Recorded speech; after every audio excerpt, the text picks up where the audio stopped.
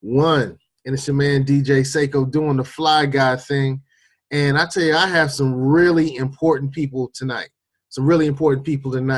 This company is working to retrieve and reclaim the indigenous skills of our ancestors. And they're called the FREEMAN Ancestral Survival Network. And they teach people how to survive natural and man-made holocausts, or the problems that we're dealing with what happened with Katrina, and what happened in Houston, and what happened in Sierra Leone, what happened in Haiti. We deal with those types of things, and we have man-made problems, how a person and a family can survive those things. So introduce yourselves. Okay, this is Sister Bay of FREEMAN Ancestral Survival Network. I'm the one that's hosting the camp for FREEMAN Ancestral Survival Network here in Virginia. All right, that's cool. We're looking at your website right now. Retrieve and I also have my business partner on call as well. Okay. All right, Mr. Business Partner, introduce yourself, bro. My name is just Brother Kamal. Just refer to me as Brother Kamal. And as Sister Bay just said, I am honored to be here to speak with you this afternoon, or this evening rather, and to give some insight on how we can improve the lives of African people. Wow. Okay. All right. Good. Well, I'm looking at your website, and it looks like it's a great campground. I see swings. I see children playing. I actually get the idea of hay rides. I'm getting the idea that I'm at a summer camp. But I think that now I'm seeing people with crossbows. So it gets a little more serious. So tell me about what happens at your camp. Well, we have we teach urban and rural disaster preparedness, which is the one that you looked at, where people are actually having a lot of fun. And we also teach survival skills training, which is the one in the fall. Okay, what's the difference? Okay, the difference is the one in the spring is actually disaster preparedness. What we do, we teach. We have things like canned food, how to can food, how to dehydrate food, the importance of having a bug out bag, just all the necessary, how to prepare yourself, all the necessary things to do in preparing your house, because we don't want to have to leave our house if it's not necessary. We want to be able to stay in our home where after we spent so much money, we want to stay in our home. We want to bug in, not bug out, unless we really, truly have to. And that's what happened with Katrina, in New Orleans, and now what's happening in Florida, how people had to actually leave their homes. That's bugging out. That's when you have to leave your house.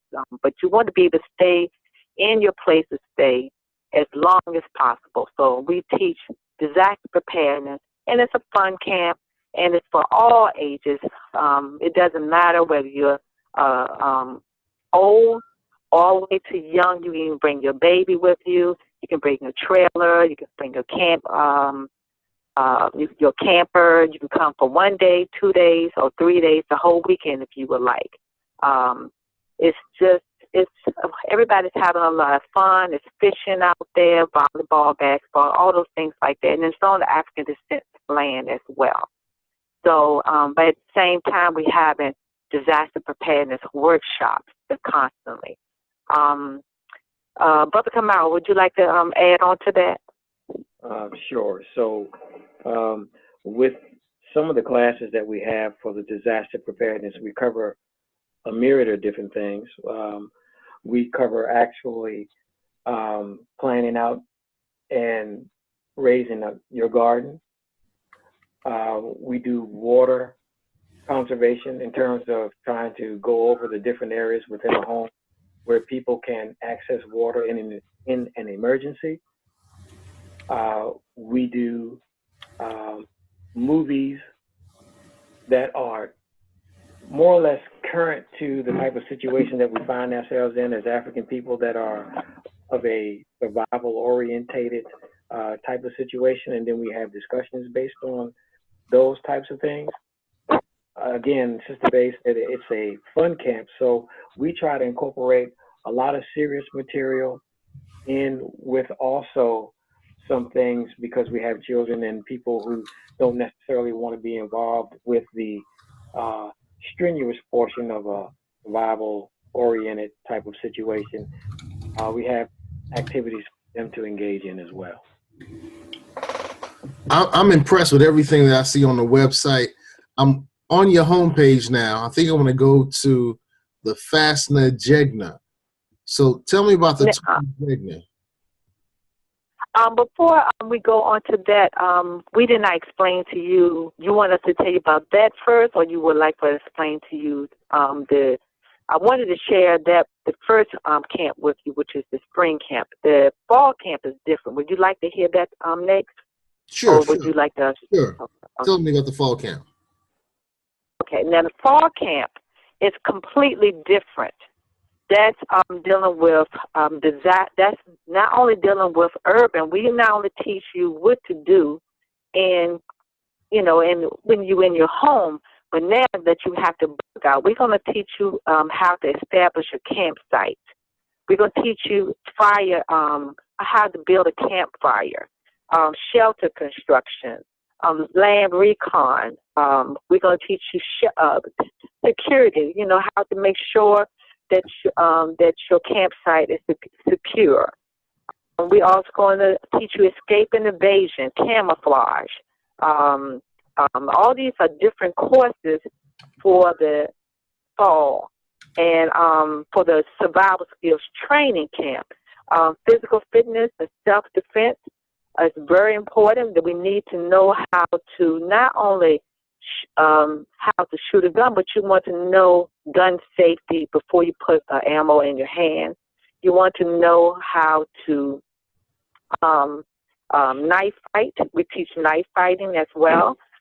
We teach stick fighting. Just what if you can't get to a knife? What if you can't get to a gun? Then we can teach you how to combat hand-to-hand combat, as well as stick fighting. We teach wild food foraging. It's another thing that we teach. It is important to know when all the food is off the shelf and everybody can't or don't have any food. Okay, well, I'm going to show you where wild rice is, where the wild onions is, where is wild lettuce. Do you know where that is? Do you know that you can have that there's wild carrots growing? As I said, wild onions. And then Mother Nature could be your best friend or it could be your enemy. So you want to have, say, the spice bush, where the spice bush is, okay, let's have a wild lettuce. Let's put a salad together or something, and I'm going to use the spice bush. So you can make it taste good. You put the onions in there, wild onions in there as well. Did you know that you could find a plant that's called soapwort, which is right there by growing by water? You can put water on it, and all of a sudden it would turn to soap so that you can wash with it. There are remedies for, like, poisonous plants. You have jewelry. There have things out there that most of the time, not in all cases, but most of the time, the remedy is growing right near where that poison is. Like dandelion, they are lookalikes. It's 3. Do you know if that's a dandelion? Are you sure that's a dandelion? Because there are 3 different plants that looks just like the dandelion, to include the dandelion. Also, water. Being able to access water. All that water that was in Katrina, all that water that's all around in Texas, and you telling me you don't know there's no water?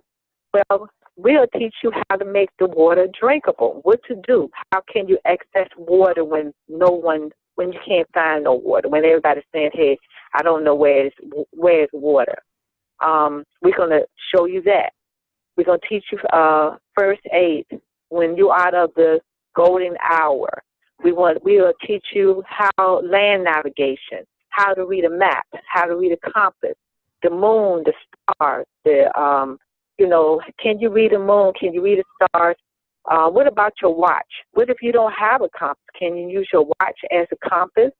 These are the kind of things that we actually really, truly, that's really, truly important that we really need to know, which we call it survival skills. But actually, this is the way our ancestors live. This is where their life, this is how they live all the time.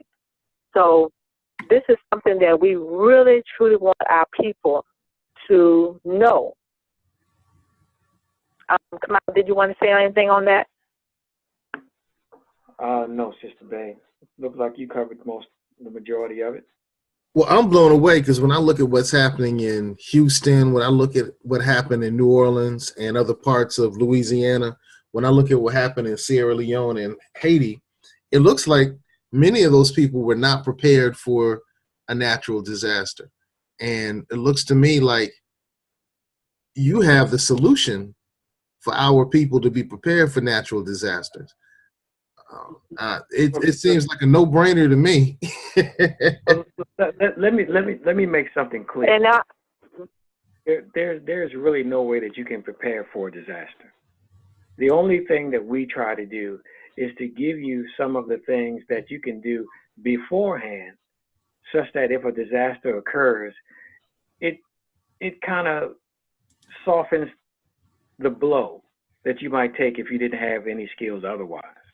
So the things that happened in Sierra Leone with the mudslide and things of that nature with Harvey, and even what's going on right now down in the Caribbean, where so many people have lost their lives due to Hurricane Emma.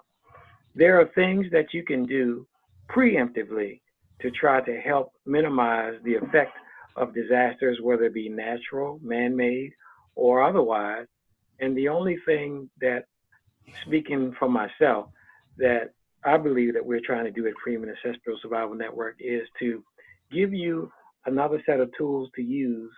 Hopefully you never have to use them, but just in case you do have to use those tools, that you have them available to you such that you'd be able to, take better care of your family in a survival situation, because survival situations are always based on people being under a lot of stress. You're under stress because you're trying to figure out what is it that I can do to minimize my family's risk at this point. So again, all we're trying to do is to give you some tools such that if emergency occurs and you are not able to be rescued, then you have some things that you know how to do until help arrives. So let's say the government tells us we need to vacate our premises. And for some reason, I'm not able to vacate my premises, and the water rises up, and I'm on the top of my roof. Do you provide any guidance that would help those people stuck in those situations? Well, I mean, the only being realistic about it, if you're on the top of your roof and water is up to nearly the top of your roof, there is no survival skill that I can teach you other than being able to create some sort of signal fire or some type of signaling device that will help people see you at your location.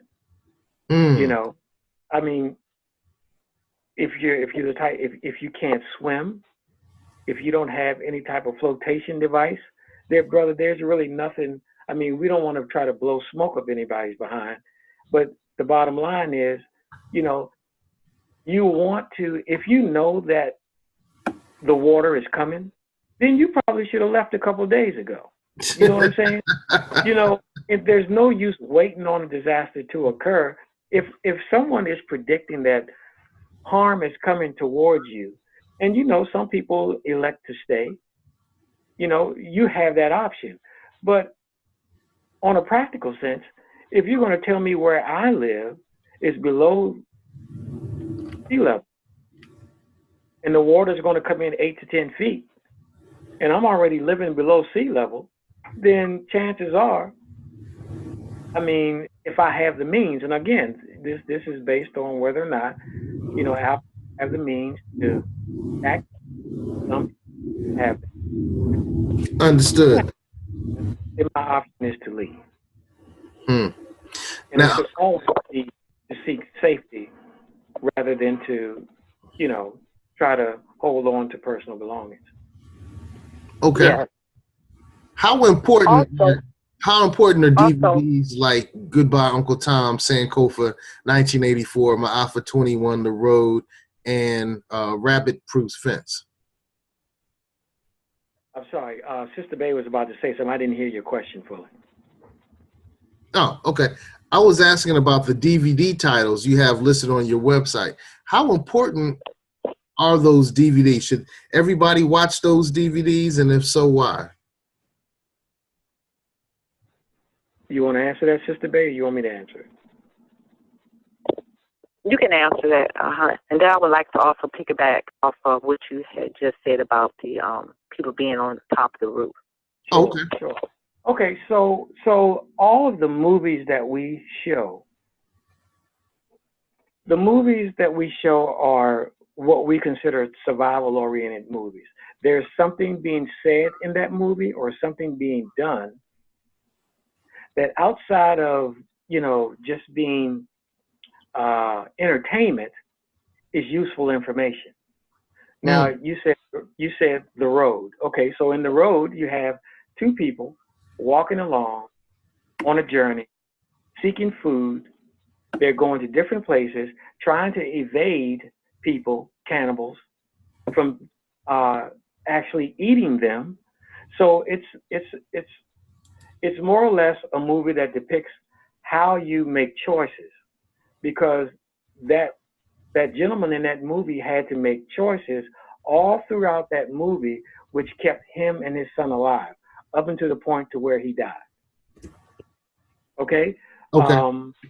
You mentioned, what were some of the other ones you said? The other ones that I see listed: Sankofa, 1984, Ma'afa 21. Right. Okay. So Sankofa, I mean, that goes to where, if you noticed how religion is now being used. Let me be careful about this, because you know, you brought up religion. You gotta be real careful. You know, folk are serious about their church. Let me just put it to you this way.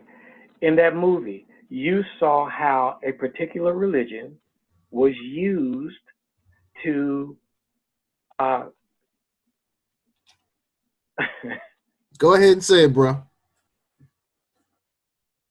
we allow religion sometimes to cloud our judgment from things that are natural versus things that are unnatural.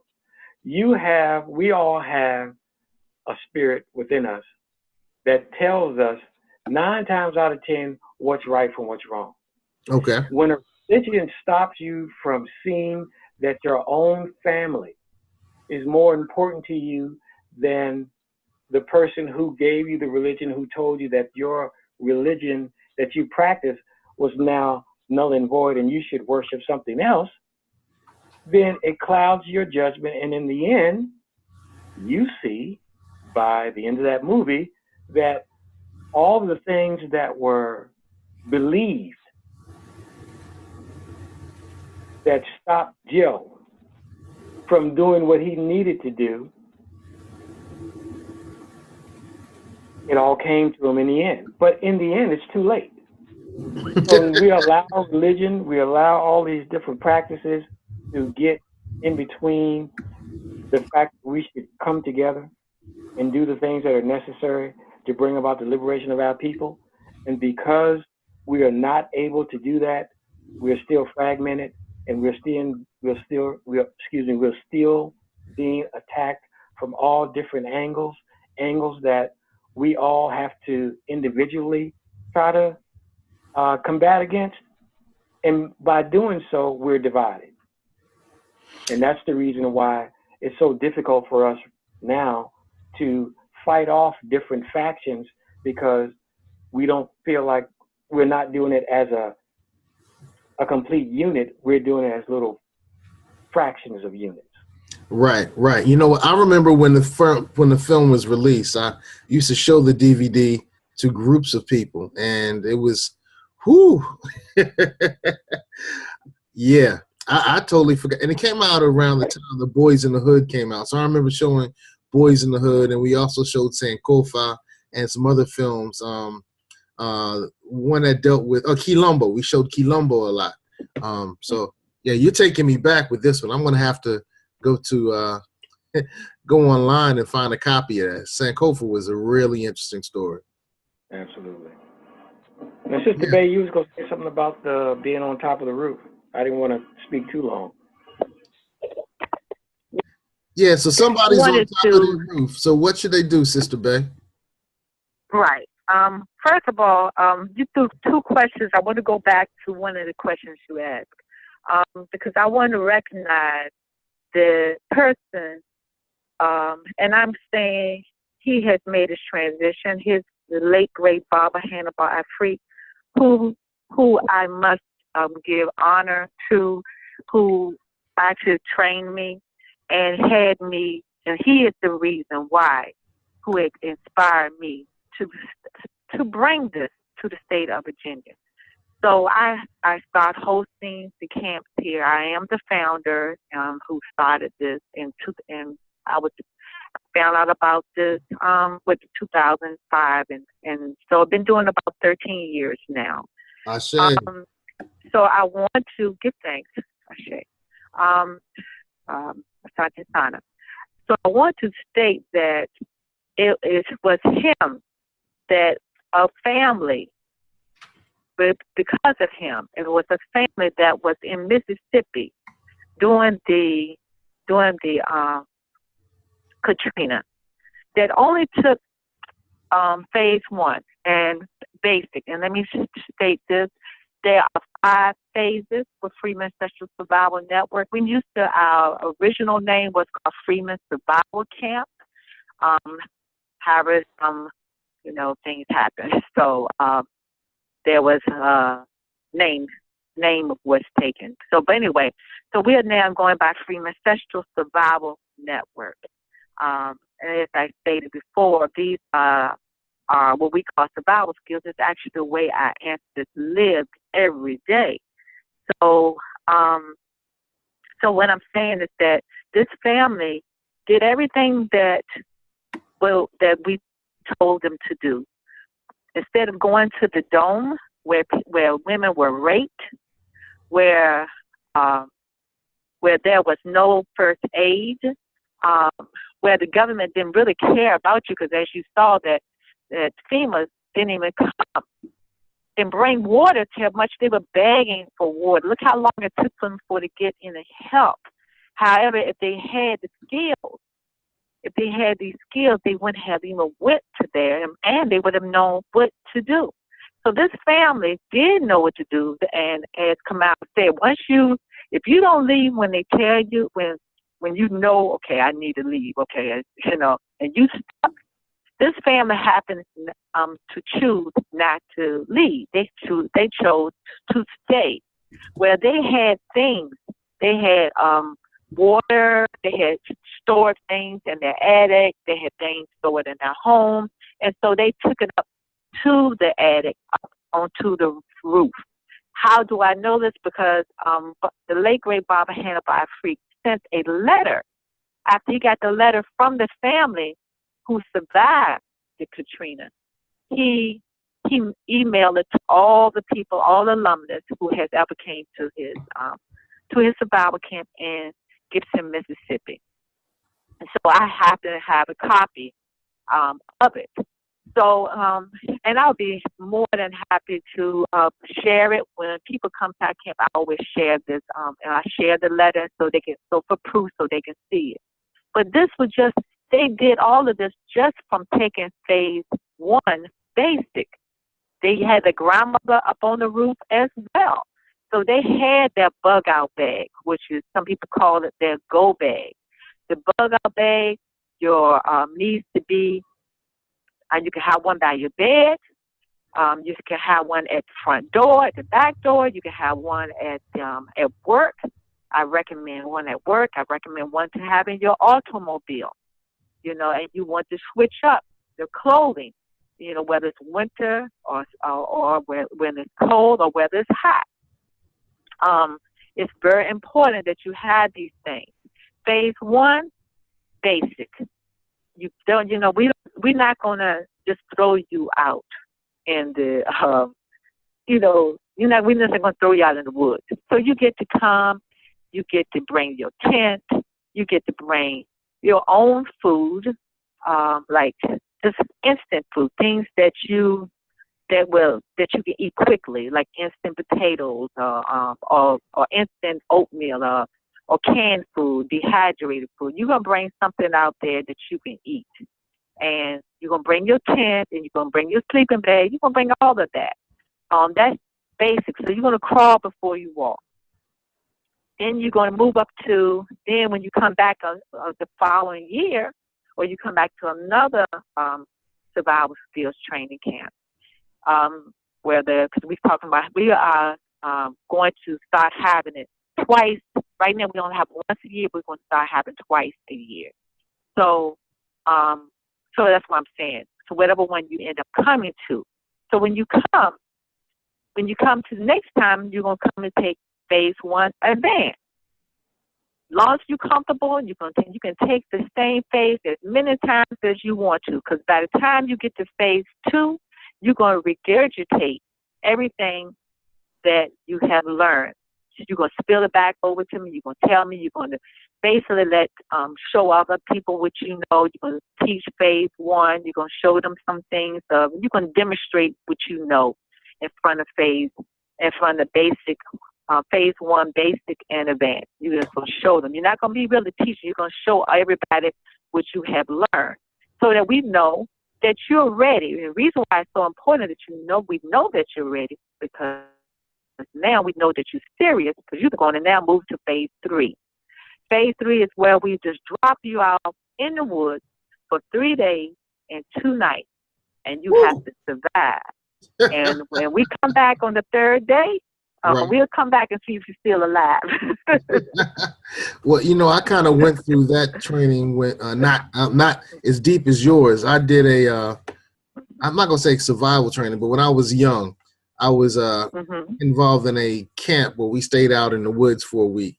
And I tell you that when I listen to what your camp offers and the training that your camp offers, I just think that it's immeasurable at this point. When I look at what's happening in America and what's happening across the world with natural disasters, we need to all be prepared to survive this purging. You know, I think that the earth is going through its renewal, and when it goes through its renewal, things are going to get changed, and we need to make sure that we survive while the earth is going through its change. We have just about 2 or 3 minutes left, so maybe you can share with us the contact information for your FREEMAN Ancestral Survival Network. Okay. It is info at F as for Freeman, A for ancestors, S for survival, and then the dash or hyphen or the minus sign. So it's FAS dash, the letter N for network. So FAS-N.com. So it's info at FAS-N.com. And before I go, let me give you the telephone number. It's 804-652-2859, 804-652-2859. And then the other number is 434-964-9089. And this year we are doing something special due to all the weather. Because of the continued weather threat and the rising price, Fashion is giving a big discount to individuals and organizations that wish to attend this year's annual survival skills training camp. And so we are going to be offering special plans and rates to organizations who contact us by phone only. So individuals, anybody who's interested, this offer is not posted on our website, and but limited spaces are available because we have to have time to get a head count. We have to have enough. We have to call in people. We get trainers from other places, from out of town. We have to have time to do that. And we even have a referred program. If you tell anybody about our survival skills training camp and they come and they pay in full, you don't even have to come. You can come or not, but you still will get $25 in cash. So we want to share that as well. We always give back. We practice Kwanzaa principles all throughout the year, not just once a year. Ashe, Ashe. Well, I know that my family and I have been discussing becoming involved in your training, and I'm definitely going to spread the word. So I appreciate you and your brother, and I appreciate you, brother, and your sister for being on the show tonight. We're going to spread the word. Thank you for doing everything that you're doing. Ashe. Ashe, thank you so much for your time and energy.